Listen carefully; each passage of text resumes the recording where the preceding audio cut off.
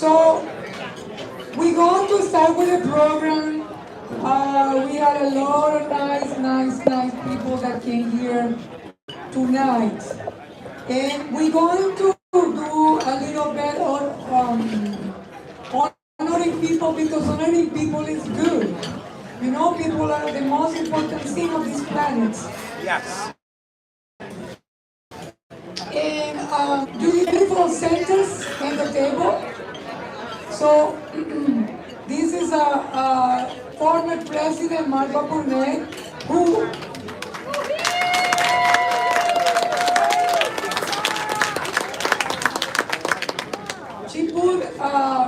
she actually did a little bit of child labor. Because she worked in a daycare and they did that, all cutting and the gluing she did it, but you know. So, and it looks marvelous, you know, red and white. And she did it with such a lot, so I wanted to tell you that this was made for another member like you. So if for next convention you have an idea, please email us and we can, you know, get with the program. So now, we're going to invite our international president, Marco Burnett.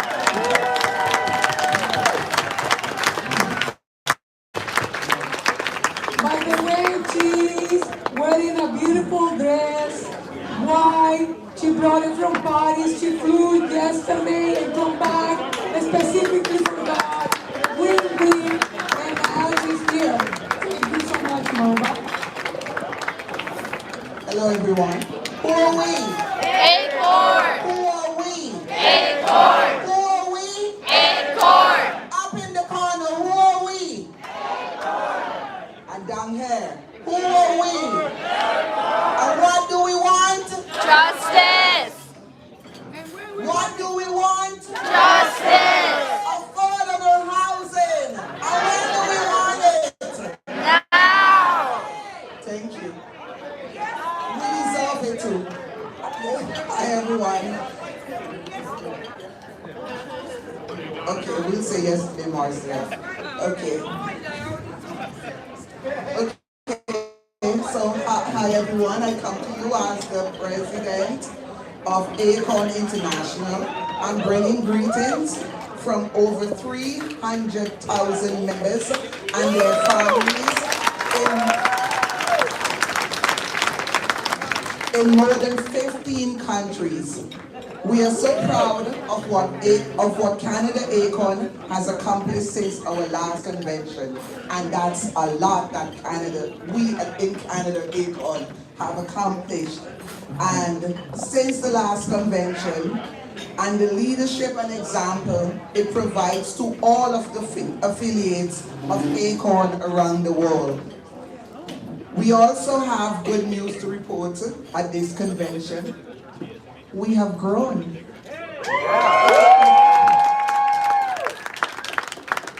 Over the last year, we have launched organizing drives and affiliates in Brussels, Belgium, Catania, Sicily, Monrovia, Liberia, Aurora, Uganda, and Malta.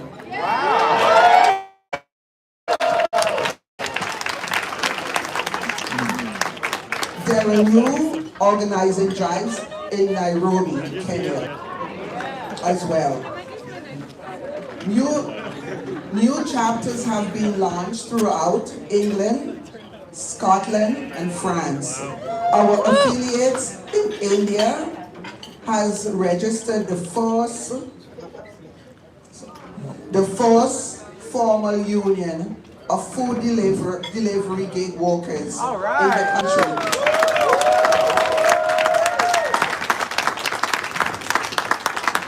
And after a dozen years, we've joined with our allies to win the Renters' Rights Bill in England to finally provide protection for tenants.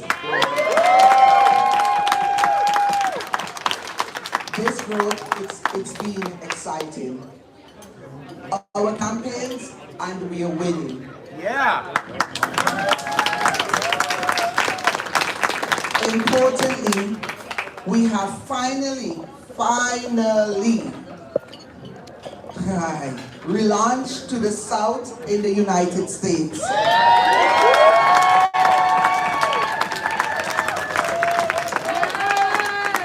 We have a dynamic new affiliate, Progressive Maryland, they're in the midst of a number of drives. ACORN Cleveland is moving towards the first group with members signing up daily. Work with our partners and our affiliates in Louisiana and Arkansas have shown positive results. Canada has been key to this success, training organizers for Cleveland and Philadelphia, and soon Baltimore as well. ACORN is beginning a new initiative called Bravo to offset Trump's big bad budget bill so that the lower income families does not lose food stamps and medical benefits. We intend to assist in building an organization where benefit recipients are pushing for change and against cutback from the bottom, just as our members in Canada are doing. With all that was said, I could stop right here right now because we're doing a lot. However, there's more. ACORN has successfully initiated global campaigns involving many of our affiliates in direct action. First, we did the pushback on billionaire Adani and his company corruption and redevelopment to displacement of the giant Dharavi community. So I should tell you a little story.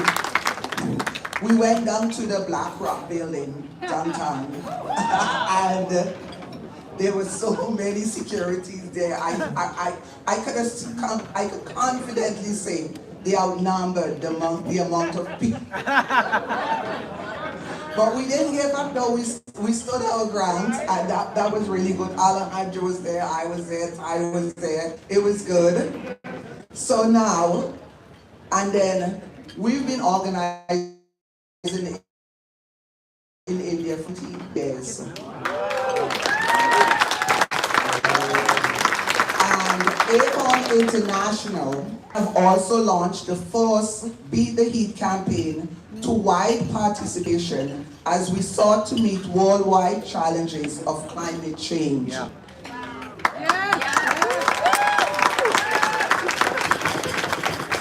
In both of these international campaigns, not surprisingly, no we're not, as ACORN largest affiliate, ACORN Canada has led both in participation and innovation, especially based on the success here on cooling bylaws in the city for tenants, which other affiliates are trying to duplicate.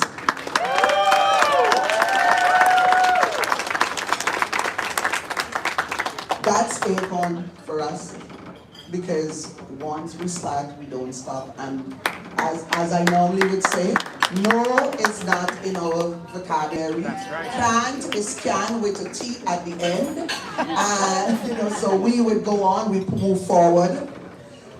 That's who we are. We're a membership organization. We can hoot, we can holler, we'll scream and we'll yell. When we have to do what we do. But we force people to listen because we do work together. And there is power in numbers. There is no power like the power of the people.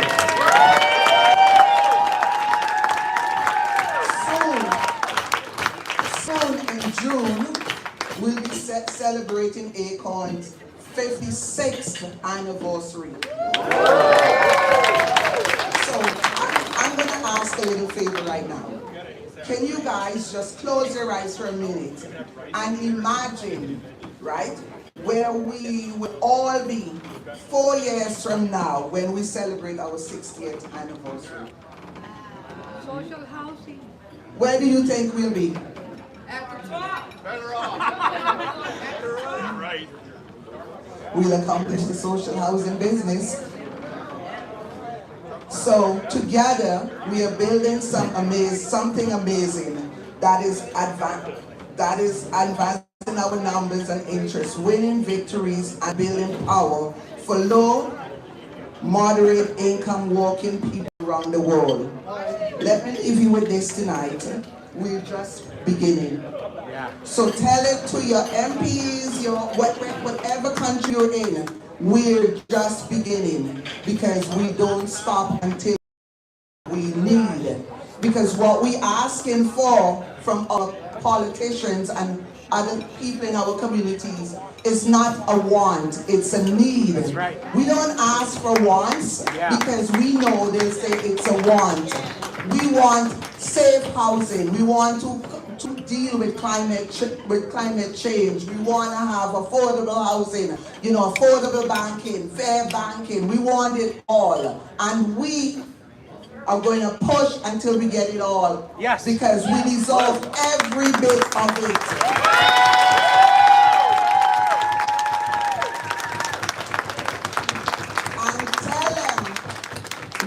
Even if you stand in our way, we'll go behind around you and we'll get it. So I'm going to say thank you guys, ACORN people, because you guys know I love you guys all. I love everybody in ACORN. You guys make my weekend when I come to convention. And I must say thank you. So be strong and let's stay together and we're going to fight. Housing is a human right. Fight. Housing is a human right. A people united Will never be defeated. The people united will never be defeated. Thank you guys very much.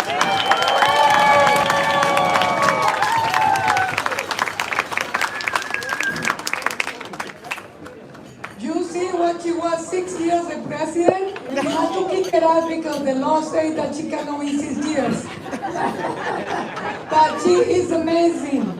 So thank you so much, Marva. That was really good.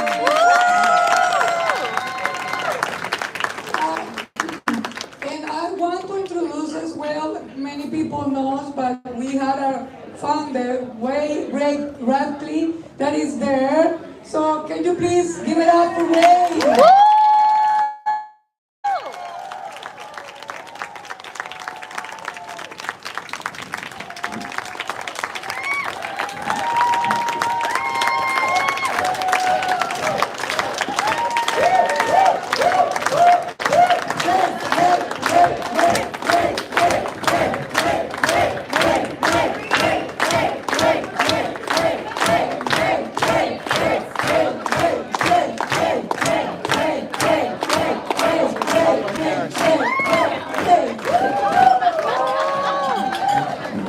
He doesn't like this. I know, then he will tell me, Alejandra, why you did that. He doesn't like this. He's very humble, but we need to acknowledge him. And we love you, Wade. And thank you for being such a motor behind all this. Thank you. So now, we had a good news. We had dessert. Not right now, but we had dessert. We're going to get be prepared that we had dessert. Okay? Be prepared. But we're going to present another speaker, very nice. That he decided to come on a Sunday to stay with us. And then we're going to have dessert. And then we're going to have another dessert surprise. Okay?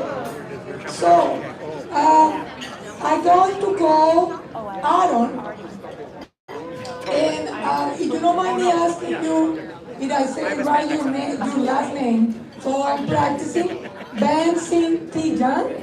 Right. Yeah? Close, I imagine. Okay, so can we please receive Adam?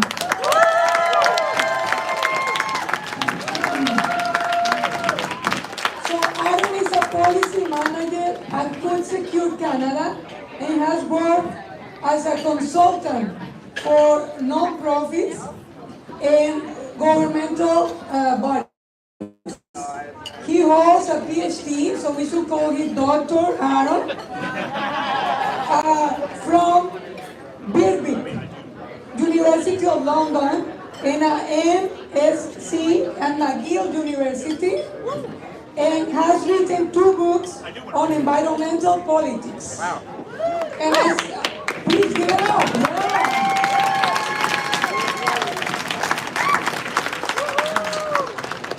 Yeah. And I wasn't joking about calling him doctor because you know what is to have a PhD? It's a lot of effort. So thank you, Adam. Please give it out again. Thank you, Alejandro. Thank you so much, Marva. I'm the unlucky guy who is sandwiched between the 2 people everyone here knows. So thanks so much for letting me be here. But I am going to talk about something that everybody knows something about, and it's the price of groceries. Yes.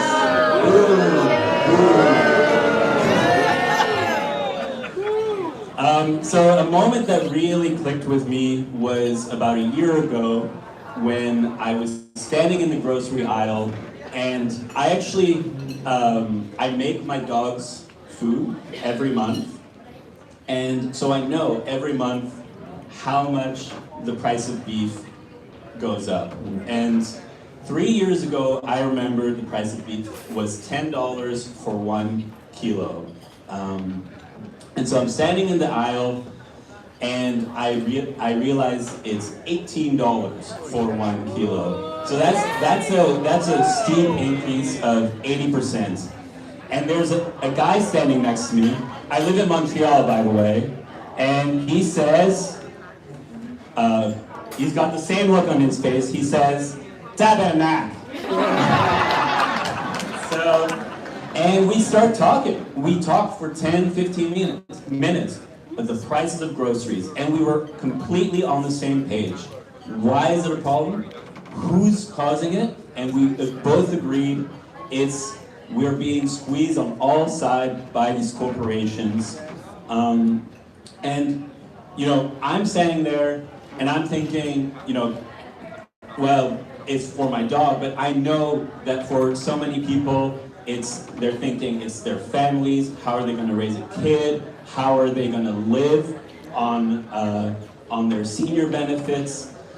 And what are the kinds of feelings that come up when you're standing there seeing that price increase 80%? Anger, frustration, shame, fear. You're not alone. Grocery prices, according to a recent poll, are the #1 economic concern in Canada. The #1. So that's, you know, people are really thinking about this. And it's because you go get groceries every day or every week. It's constant. You really feel it. And it is bad. But why is it bad? So beef is a good example. In Canada, there are only 3 slaughterhouses that control 75% of the market. 3. And they're owned by 2 companies. One of them is a US company, and one is Brazilian. So this is not unique. This is the same everywhere in the food supply chain. From fertilizer to distribution, food processing, warehousing, each sector's, it's just a handful of companies that control the economy. And one sector, as you know, has been making the headlines. That's food retail. So we know that since 2020, the profits for food retailers have gone up by 120%. And their profit margins have doubled. So we also know that there's only 5 companies that control 80% of the market. One of those companies, Loblaws, controls 40% of the market. So things are bad, and the reason why things are bad is that every step in the supply chain, we are being exploited and extracted by these few companies that are taking every step of the way. So at Food Secure Canada, where I work, we are leading a campaign on food affordability. That campaign has 3 pillars. The first pillar is income. Without sufficient income, we cannot afford food. That's right. We can't afford housing. We can't afford every single small payment we need to pay here, pay there. We need better income in Canada. The second pillar in our campaign is the corporate concentration throughout the whole food system.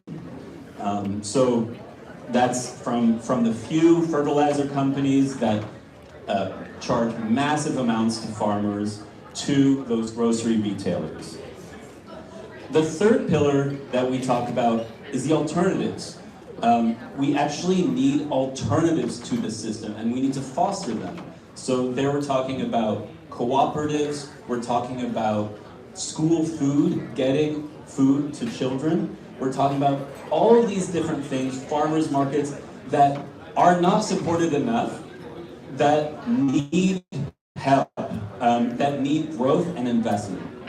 So one policy that we've been working on that looks really good because it hits all 3 of those pillars. It brings the prices of food lower, it tackles the corporate concentration, and it builds alternatives is public grocery stores. Yeah!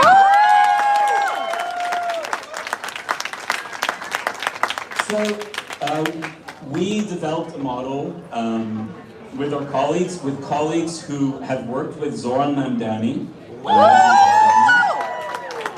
And we looked at what the potential prices are of how much could it cost and how much could we save with public grocery stores. And Avi knows about this model because he used it in his platform. Yeah. So we found that if done right, a public grocery store system, 50 stores across the country, that's not a lot. Think big stores, more like Costco, big wholesalers, could reduce food prices between 30 to 45%. Yes.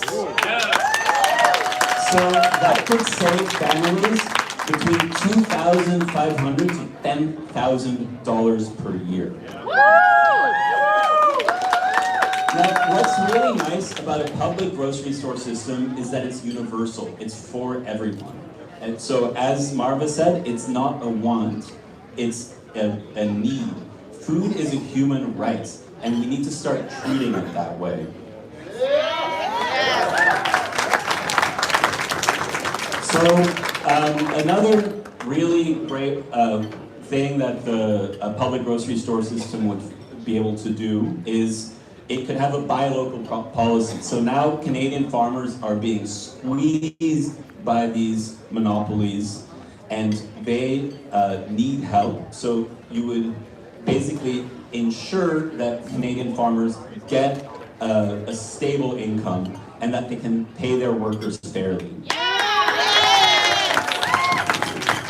Another way that it could help is schools and hospitals.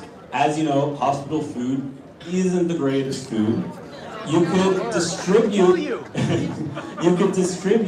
local food to hospitals, and a public grocery store distribution system would help that. Right now, we have a new school food policy in Canada, but schools still can't afford to buy enough food for the kids because they're buying the food from the same companies that are charging so much in the grocery aisle.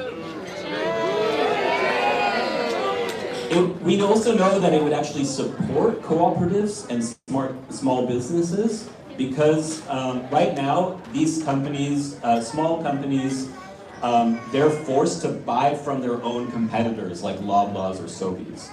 So they would actually have an alternative. So does it sound a bit too crazy, too utopian? No! It's not. It's not. It would cost about $350 million to set up, which maybe sounds like a lot. It would cost $290 million per year. It's actually not a lot. It's the price of one F-35 fighter jet. Yes!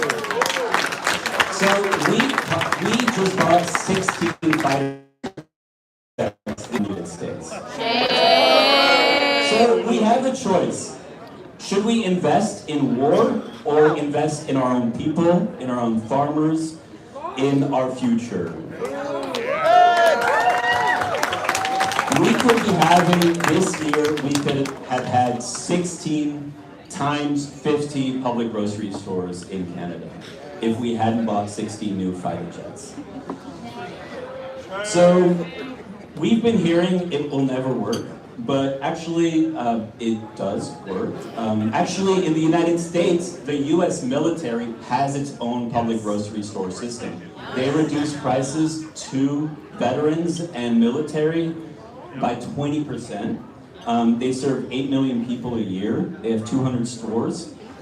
And also, it's not the first time for Canada. Actually, a public food option is about as Canadian as maple syrup. In the 1920s, farmers and consumers worked together, especially in the prairies, and started cooperative grocery stores in their local neighborhoods. There was no other option. It was the Great Depression. The government then started funding them until the 1980s, and then started cutting back. So a public food system is already part of our history. And now we know things are looking really bad, but I think that a public food option is inevitable right now. It's the only way that we can make it work is by taking food out of the profit machine and putting it into the hands of the people. It's not about if, it's about when. And it's about us, it's up to us to make it happen and to fight for it. Yes.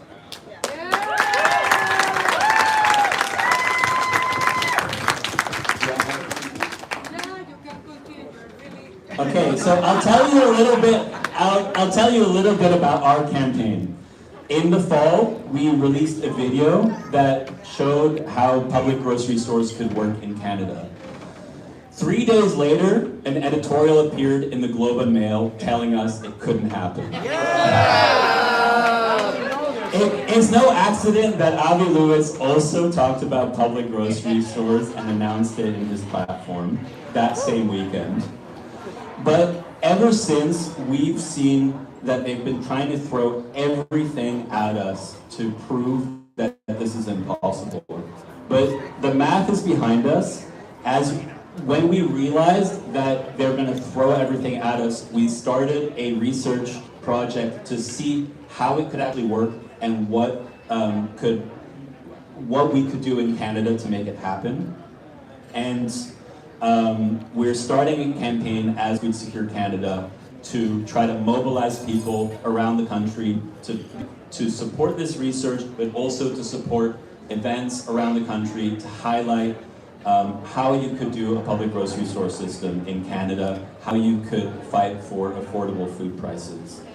So if this interests you, contact me, give me a chat, reach out to Food Secure Canada, and we'd love to work with ACORN to fight for this. Thank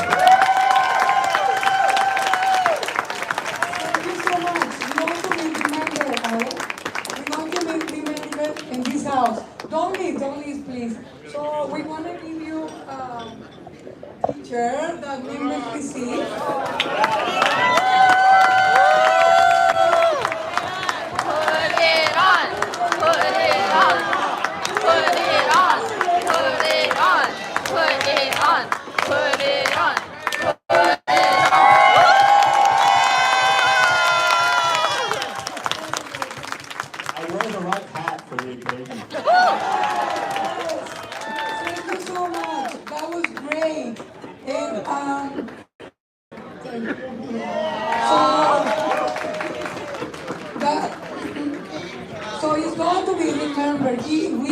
such an honor that we have been speaking for so long. And you see, he's showing that we can do it. And always they say we cannot do it. They find ways to show us how they cannot do it. But we know when it's will is power. Then we know when somebody is in the right place and people come in and push it, we're going to get it. So thank you so much. That was wonderful. So now after that, two marvelous speakers, we're going to have dessert. So this is getting better and better. So I don't know what the dessert, how we going to do it. How we going to do it? Oh, they bring the dessert to us. So stay there, you don't have to go nowhere. That's nice, you don't have to go nowhere. They're going to bring the dessert to us. Did you see the people mobilizing? So it's good.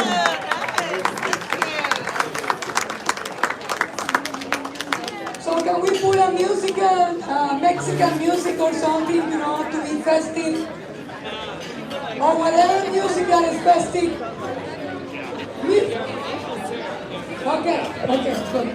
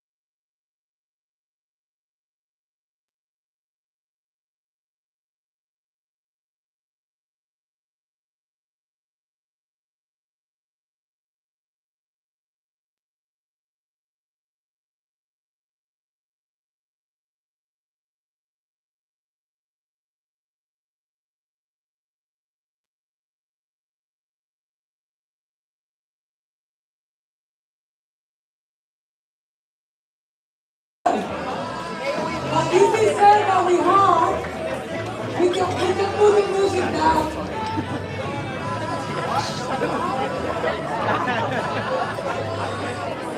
Did I mention that we have double dessert and everybody is waiting for ice cream? Well, there's no ice cream.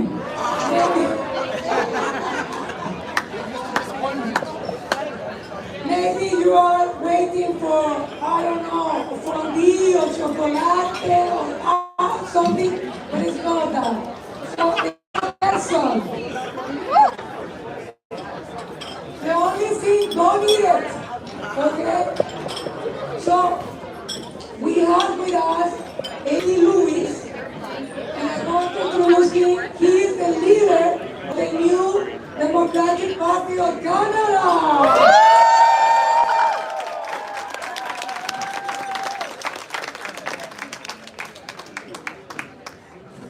As a veteran journalist, educator, and activist, he has over 35 years of movement building experience. He started when he was in the trip, I think so. His journalist career spanned directing and producing award-winning, theatrically released documentaries.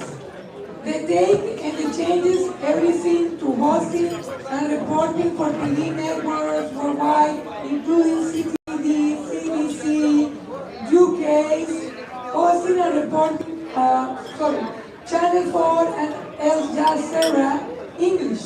In 2015, he was the co-author of the lead manifesto, a climate justice manifesto that was signed by more than 50,000 Canadians.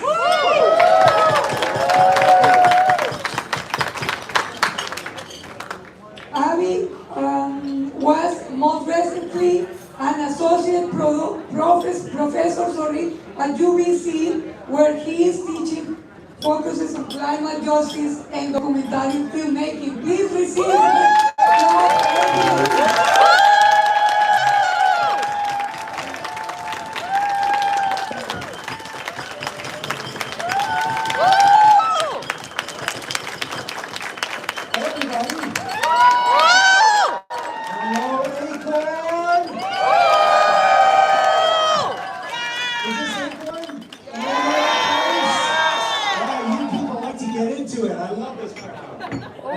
I need both hands to speak, so I got to roadie my mic here for a second.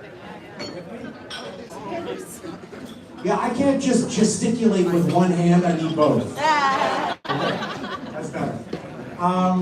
First of all, I just have to say, oh my God, you look fabulous tonight. You don't even need a fashion show. I assume you dress like this all the time, right? I want to especially shout out friends at the Alberta table. You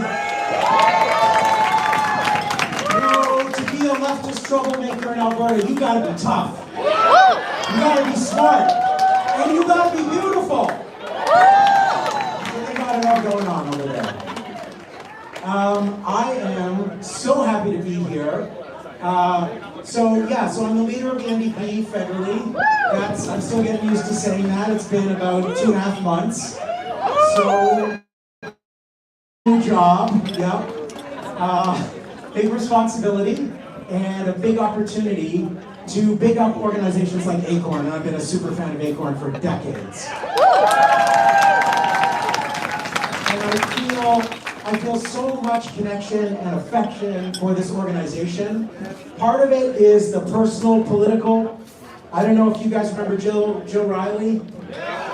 Jill was director for about a decade, and about a little less than 10 years ago, we had an event here. This was before I was officially involved in the NDP, but we wanted to push the NDP to the left, and we wanted them to be braver and ask for more and demand more, kind of be more like ACORN.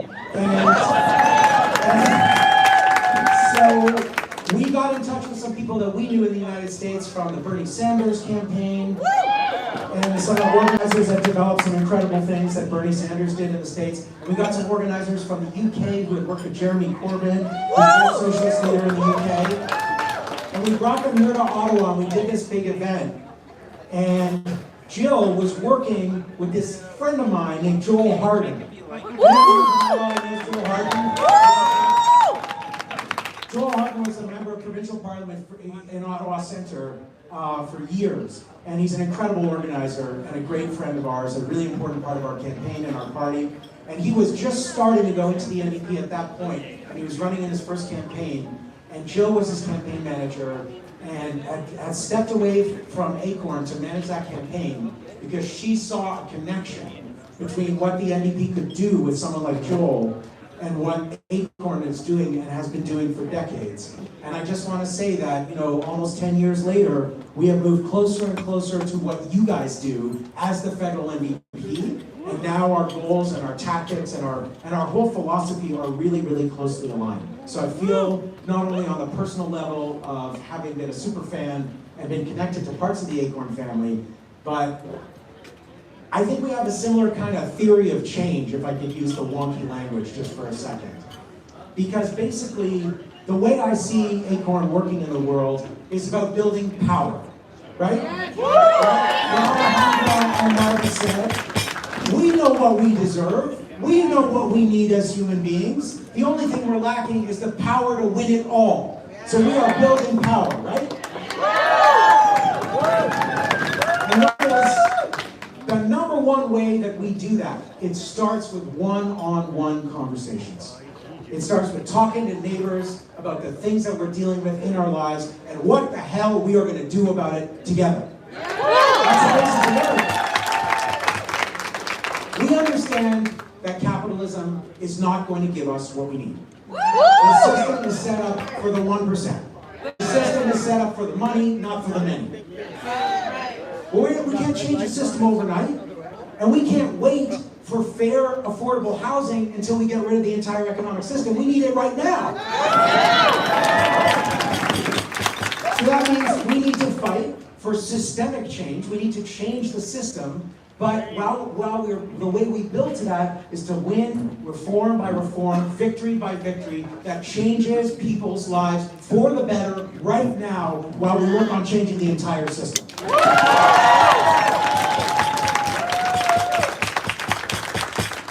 So the principal work is building a bigger and bigger people-powered movement. Call it like base building. You know, building from the bottom up. So we have change from the bottom up in society. We are the many. They are the money. They are so few. They are the 0.01%. We are the 99.99%. And the more of us wake up and realize that, the more victories we'll have, and the better all of our lives will get. That's the basic deal. Well, as of, the NDP has always had that kind of attitude, but over the years, since the Socialist Party in Canada was founded in the 1930s, and I'm lucky that my grandpa David Lewis was one of the founders of this cooperative federation way back in the 1930s. That was the Socialist Party that said we're going to eradicate capitalism and have a cooperative society.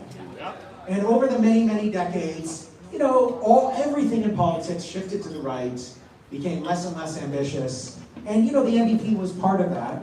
And right now, in this moment, where things are so grindingly unfair, so incredibly impossible, no matter how hard people work, they just cannot afford the basics anymore. And so we need more boldness, we need more radical proposals, we need bigger ambition, we need more muscle in the front. So right now, in this moment, in 2026, since our convention in Winnipeg a couple of months ago, we are here to fight with you from the one-on-one conversation to the halls of power and to win the things that we deserve, the things that every precious human deserves in this life.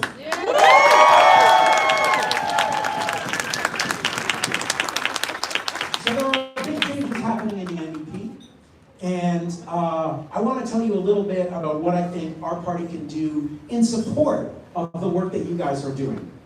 Because we don't see ourselves as we're the big orange tent and everybody just has to come inside and all the change is going to happen thanks to us. No, that's not how it is. We are the people who love knocking on doors at election time. And we're the people who believe that some working class people, like the incredible leaders all over this room, should run for office. And should actually be members of parliament. And we're the people that believe that we can build a working class movement for justice in this country that actually takes power in a country of 40 million people and changes everything.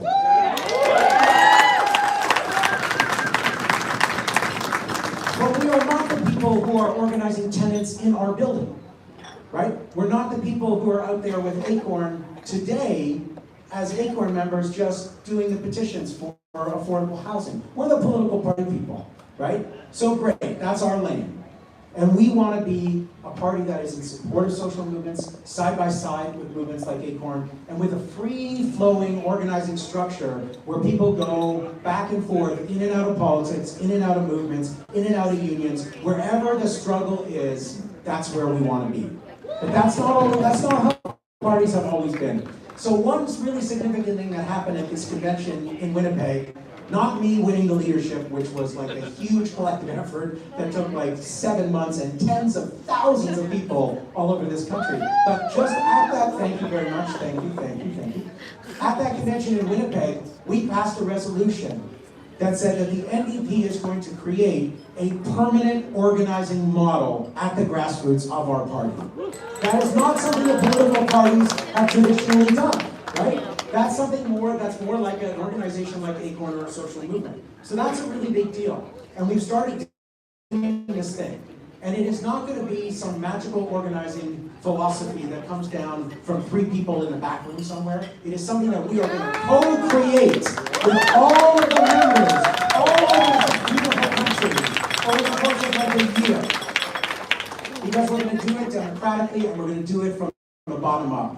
And we're going to take the time that it takes to get it right. So that's how our federal party is becoming a little bit more like an organization like ACORN, without trying to take your place, right? Just trying to support you by being partners, by marching alongside in the big fights. But there's some other things that we have as a federal political party, some access that I have to spaces and media that a lot of social movements don't get a chance at. And so one of the things that we can also do is fight the air war, we call it.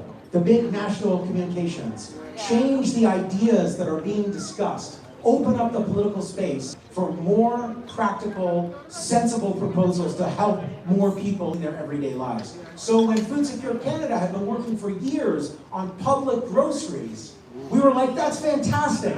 We're going to run a national leadership campaign, and we're going to say we need a public option for groceries. And we worked together with Food Secure Canada and Aaron and other people who have been calling for this for years, and we put it together, we put it on the national radar. And like Aaron said, within days or weeks, the Globe and Mail was going, that sounds very bad.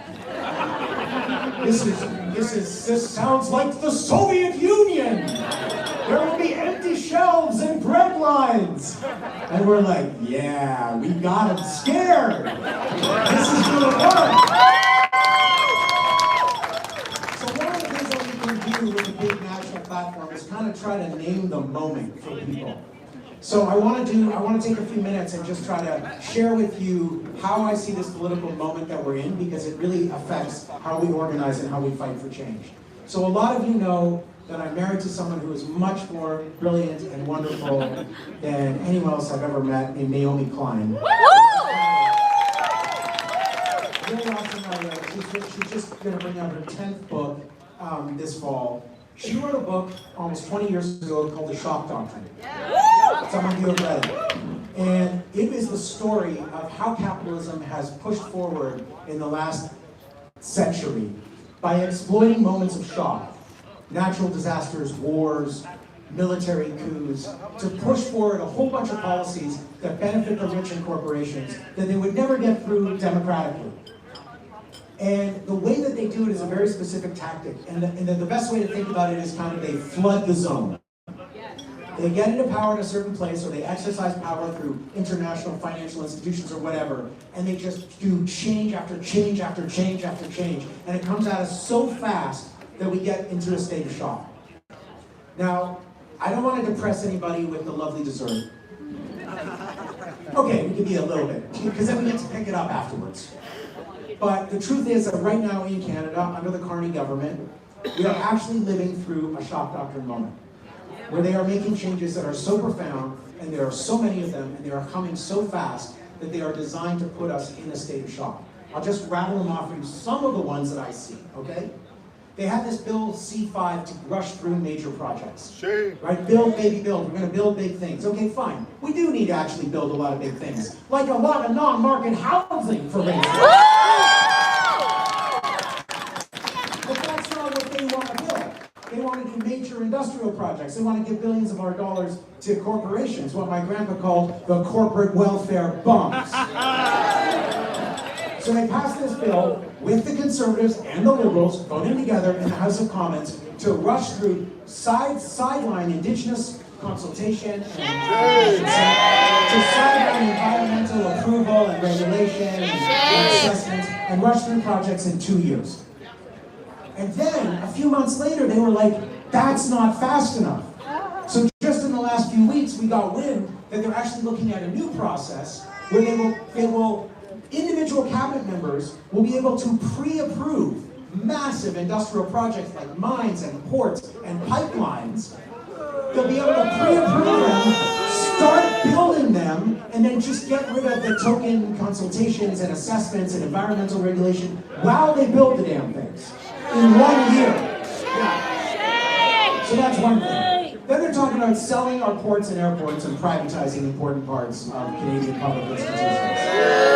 They're all in on corporate generative AI. They're all in on AI. They call their policy AI for all. It's all in on the tech bros version of AI.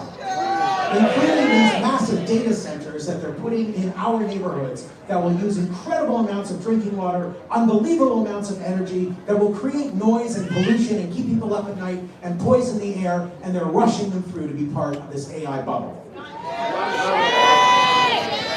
In the last budget, they approved $81.8 billion in 5 years for the military. We could have free university, free public transit, public groceries, rent control for everybody, millions of units of non-market housing for that kind of money. But instead they're going to invest it in weapons and war. Apparently the money is available. They're cutting $60 billion of public spending, laying off 40,000 public workers. They dismantled every single climate policy that Canada had in order to pipeline for the deal with Carney and Danielle Smith in Alberta. Now we find out they're opening up the Canada Housing Act. We don't know what they're doing in there. We have a lot of ideas that we could be putting in there. But they're not telling a lot of people about these consultations. And they're opening up the entire labor code. And the union movement is concerned that they may be coming for the very right to strike. So we have to remember, while all these things are going on, that what all this change is designed to do is to paralyze us, is to overwhelm us, to make us feel overwhelmed and shocked like we can't do anything. And the response, the answer to the shock doctrine is remember who we are and what we're fighting for. We are the many. They are the money. We are the many. We have to remember that. We need a story about who we are and what we're fighting for. And that is what we do. That's what we do when we come together at the ACORN convention or as the federal MVP. We look around the room and go like, these are our people. This is us. We can build power and fight back together and win. We have to remember that. It's especially important in this moment. The second thing we can do as a federal party is that we can actually propose solutions that are as big as the crises we face. Not just little things nibbling around the edges, incremental change, little steps. We can propose solutions that would actually fix the everyday crisis that people are in. And so that's what we've been doing. We have been talking about the everyday emergency of just trying to get by in an economy that is rigged for the rich. Right? We gotta name it. This is our diagnosis. Why is everyday life so impossible? Aaron explained it in terms of the food system. There's 5 grocery giants that control 80% of the food market in Canada. Galen Weston is worth $20 billion personally. He owns Shoppers and Loblaws and all these other brands. How are you even going to spend that much money in one lifetime? What does anybody need that much money for? That much money is only good for one thing: building affordable housing. It's the same thing in every part of our economy. We have 6 big banks. They made $70 billion last year alone. We have 5 big oil companies in the oil sands, 60% American owned. They are on track to make $90 billion in profit just this year because of the immoral, reprehensible, illegal war against Iran by Israel and the United States. We are against. And Canada should be standing up and saying no to genocide in Gaza.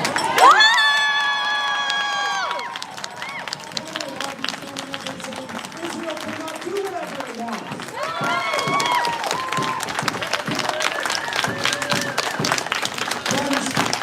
I'm a Jewish person who happens to be an anti-Zionist person. And I come from a tradition of Jewish anti-Zionists that goes all the way back to my great-grandpa in Poland in the late 19th century. So don't let them tell you that if you criticize Israel, you're being anti-Semitic. You're not. You're criticizing the actions of a state that are illegal and immoral, and you have a moral responsibility to criticize a state that Israel.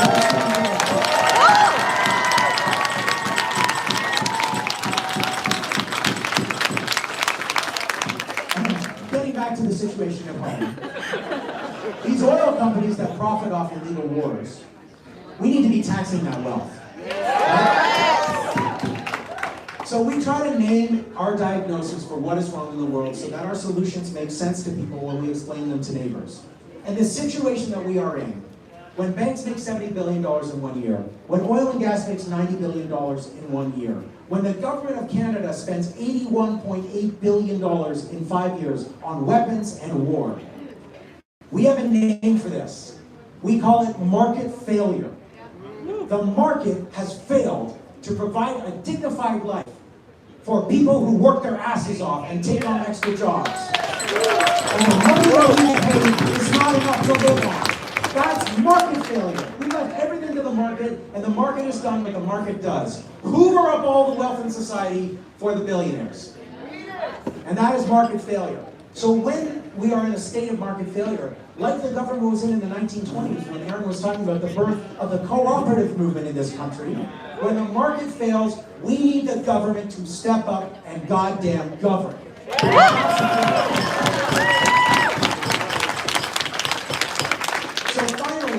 While we advance these solutions that are as big as the crises we face in a time of market failure, we have to remember that we need to set the political horizon higher. Yes. So right now, healthcare is being privatized. It was never free for all parts of health for all people in Canada.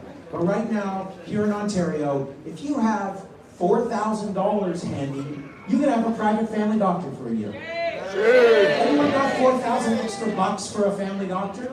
No, most people are trying to find a family doctor. Rich people can just buy one now.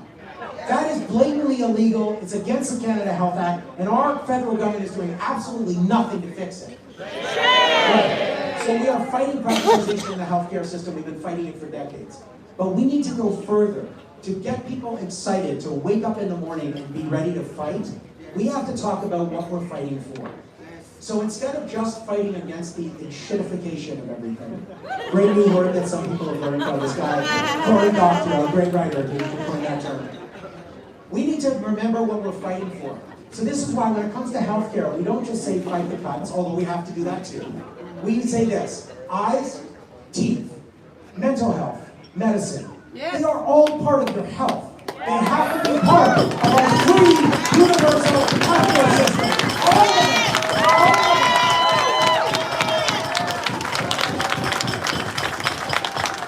We need to fight for the whole burrito.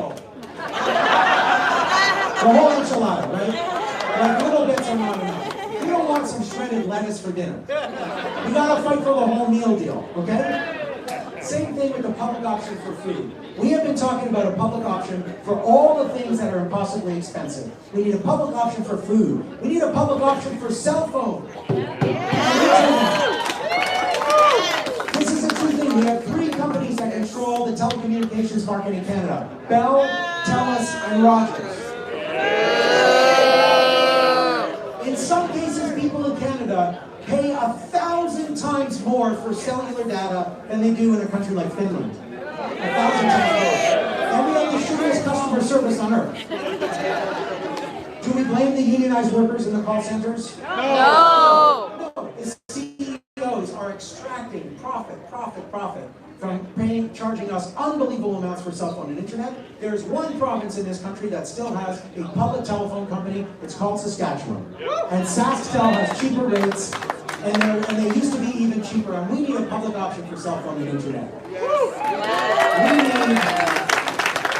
We need a public option for housing. We need the government to go and get some of that money and create a public developer that hires public construction companies and builds millions of units of non-market housing, supportive housing, cooperative housing, non-profit housing, rent-to-income housing. We need housing that people can afford. This is a rich country. We gotta get that done.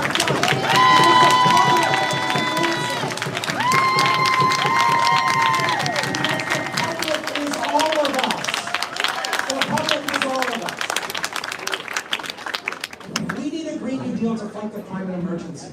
Yes. And we need things like manufacturing. Again, it's only going to work under public ownership.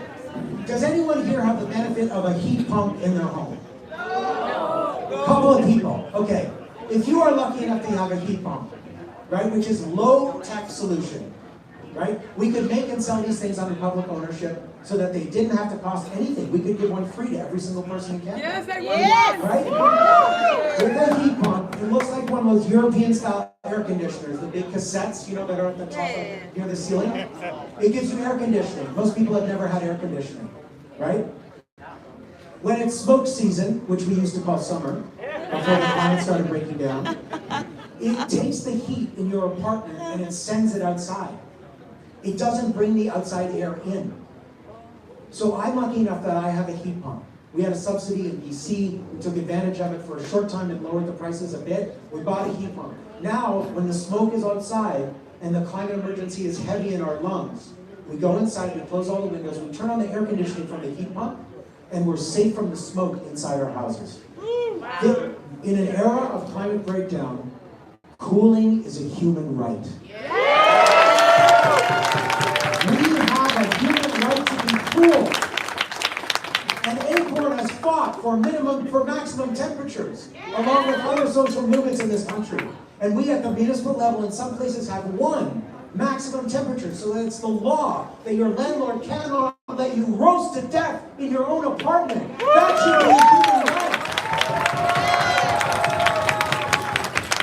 So how do we get a heat pump in every single apartment, in every single home in all of Canada? We build them in factories where people get good union jobs, making heat pumps out of Canadian steel that we can't sell to the United States because of tariffs. We put them in small communities, in rural communities, in remote communities, in downtown communities, where marginalized communities live, and we get good jobs in communities, and we build them under public ownership, and we give them free to every single person in Canada. We could afford to do that. Tens of billions of dollars that we're currently spending on bombers and war.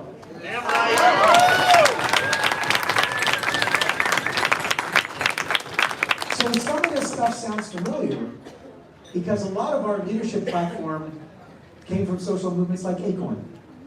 Because when we were looking around for what kind of policies we wanted to run on, just like a public option for groceries, we didn't sit in a room and like, we're the smartest people in the world, we're just going to figure it all out. We were like, what have people been fighting for? Let's lift that up.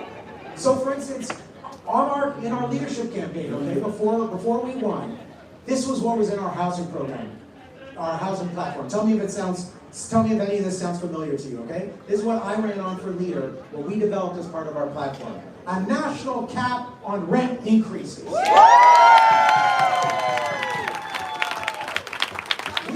on a proposal that the rent cannot be raised except for the rate of inflation, and that every province and territory had to have rent control, otherwise they get $0 from the federal government. And it has to be on the current homes and apartments, but also on vacant ones, so that landlords can't jack up the rent in between tenants. We campaigned on a platform saying they are using AI and algorithms to jack up rents across different corporate landlords, across all kinds of different buildings. That ought to be illegal. Ban that shit. We ran on a platform saying the federal government has to use its money and put the strings on it to make sure that there is never another renoviction or demoviction in Canada. We need national standards from the federal government and real accountability for landlords to make sure that buildings are maintained and repaired when things fall apart in your apartment. And we should have a new stream of federal funding to support tenant organizing. That's all stuff that ACORN has been fighting for years.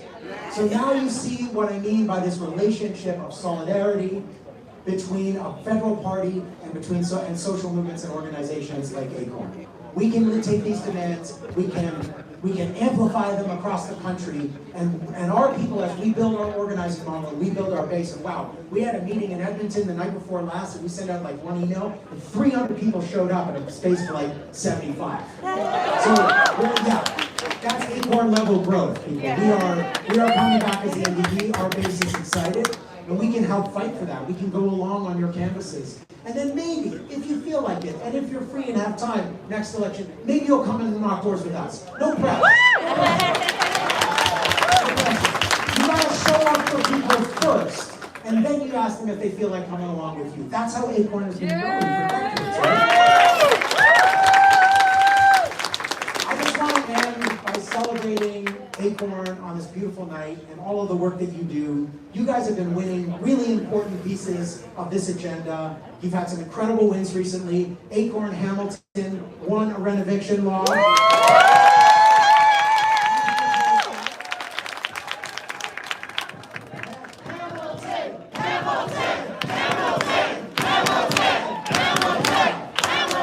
Now Toronto also won a renoviction bylaw. We don't have to like chant for Toronto. I grew up in Toronto.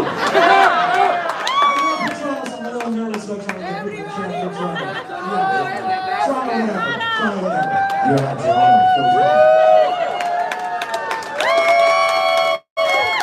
How about ACORN New Brunswick that won rent control in that province?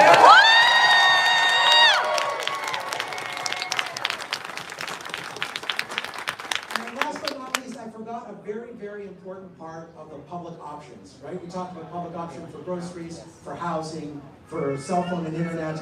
We need a public bank in this country. And you know what? Here's incredibly good news. There is already a public bank on the books here in Ottawa. It is called a postal bank. And Canada Post used to have a bank. And they got rid of it, I think, in the early 80s. But it's still on the books. They don't even need to pass a new law.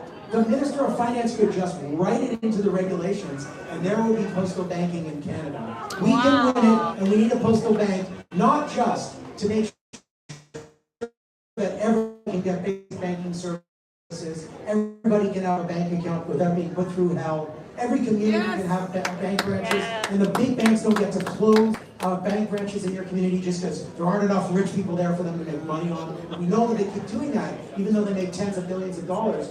We need a bank for everyone to chase those payday lenders out of our communities. We need a public bank.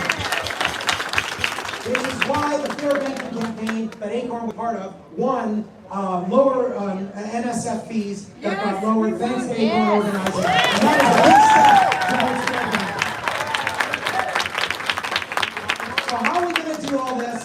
I can sum it up really quickly because you've been incredibly patient post-dessert. I don't see anybody napping, which I'm very flattered by. I would be napping if I was listening to a speech this long after dessert. But I just want to remind you of the 3 steps to organizing victory. You already know this. You ready? Here's what we have to do. Organize, organize, organize. That's how we win.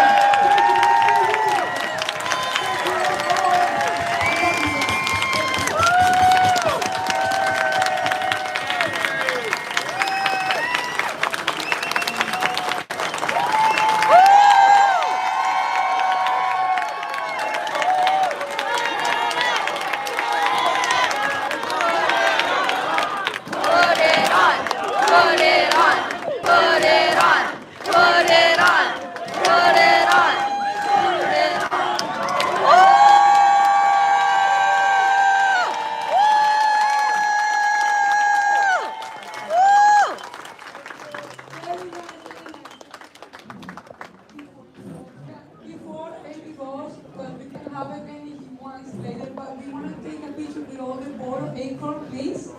So, and then, can you go on the board? Macy and ACORN, Gala. Like, yeah, it looks very good. It looks like a superhero. Tuck the collars.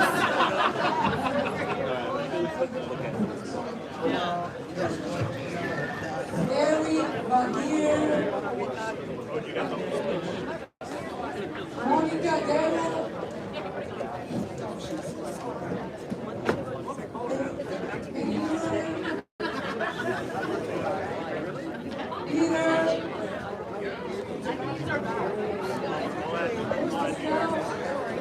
It's okay.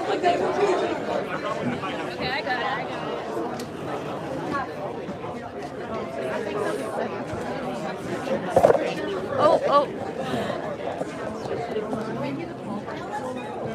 Sorry. Okay, my camera. Over here. My camera. Okay. Woo!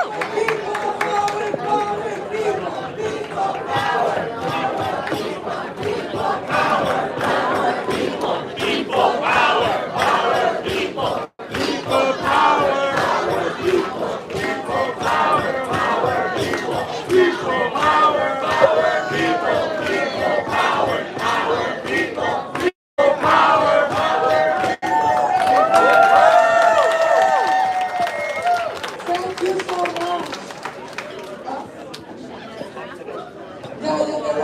Thank you so much. I see so that we really had a big chance this time to win as an MVP. Not that we are MVP, but I see that, I hear that, and it really has been changing in a very, very nice way. Very close to us.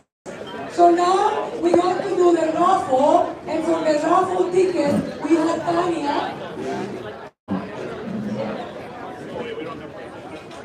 We have Tanya from Bill with us.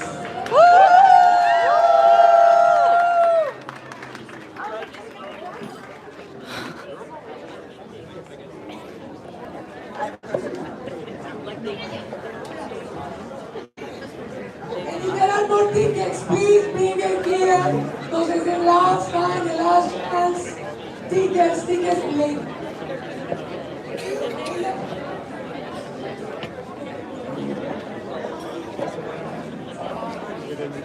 Okay, does anybody have any outstanding tickets? If so, please bring them to me to put into this bag. Ava is going to reach in and draw this really shortly. Okay. Go, Layla.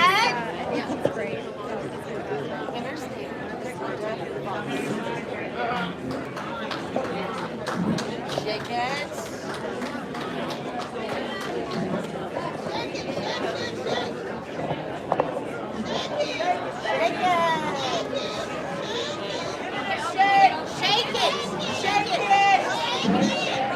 Last call for tickets. Last call for tickets.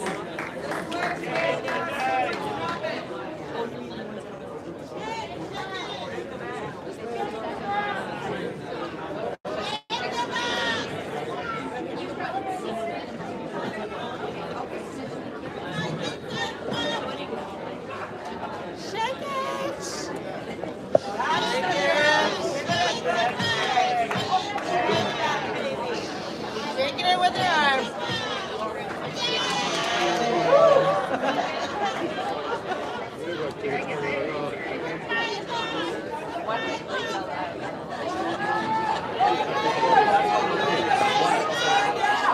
All right. You can do it. No. Don't find out what that means. Now it's really your last call.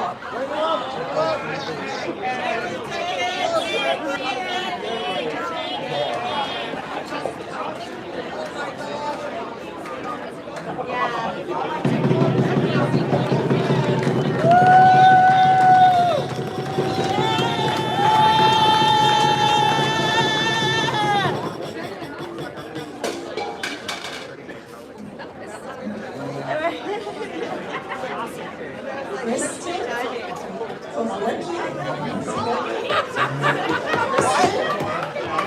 She's a counselor in Moncton.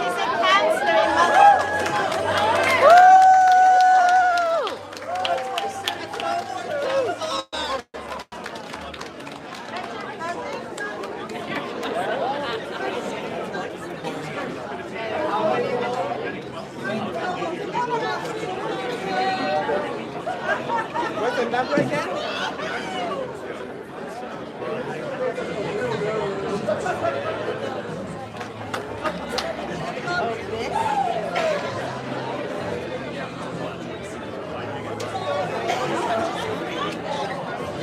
Someone said it's a city councilor from Moncton.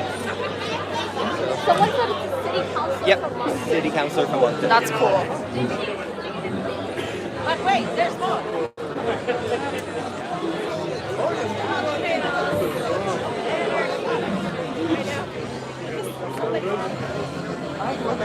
Hello.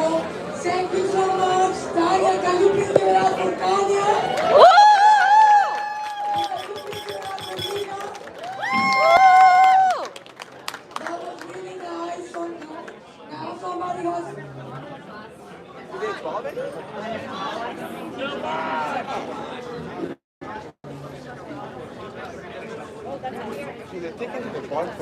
Okay, so here is the press box for Ottawa. For you, Ottawa. Sorry, Hamilton.